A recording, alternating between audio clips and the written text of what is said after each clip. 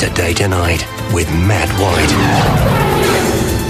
Good evening and thanks for joining us. First tonight, the man who's guaranteed to offend. Sacha Baron Cohen's new movie Bruno hasn't even been released in Australia yet. But with a mountain of publicity, he's already being accused of discrimination again. James Thomas has the story.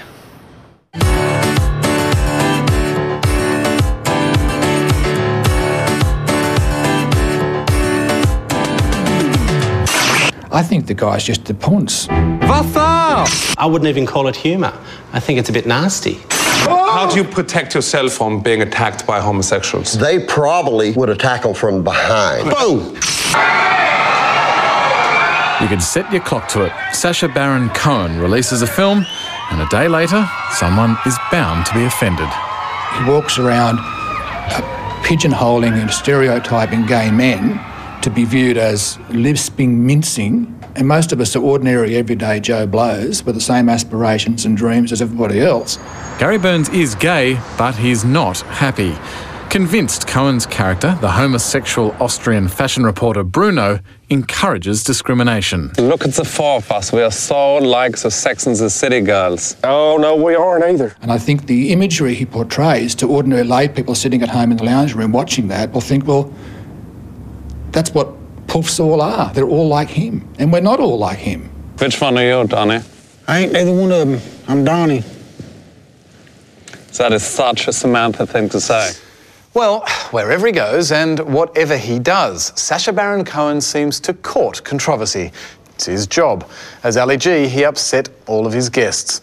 As Borat, well, he upset the whole nation of Kazakhstan. And there are calls to ban the film Bruno now because of offensive stereotyping towards gays. Why are we giving him the time of day? Actually, that's the question I was going to ask you. Sacha Baron Cohen couldn't pay for publicity like this. Troy Thompson, a celebrity gay hairdresser, denouncing Bruno as a crude and unrealistic stereotype. And he's actually making it laughable for what I call rednecks to actually laugh at gay people, to laugh at things that aren't actually funny anymore. It actually puts back all the hard work that people have worked for. Listen, that when the gay community takes money from the state government to portray itself in stereotypical terms, then any person can do whatever they wish.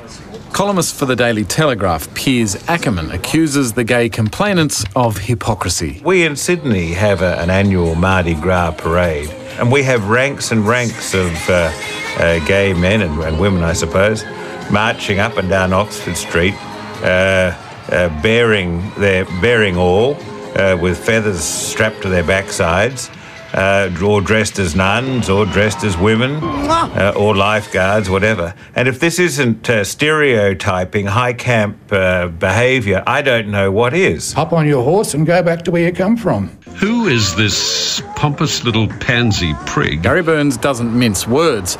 He successfully sued John Laws for defamatory references to gays, and he doesn't intend to stop fighting the Bruno juggernaut. I'm not dressed as Dolly Parton. I wear a suit. When I go out, I wear a suit.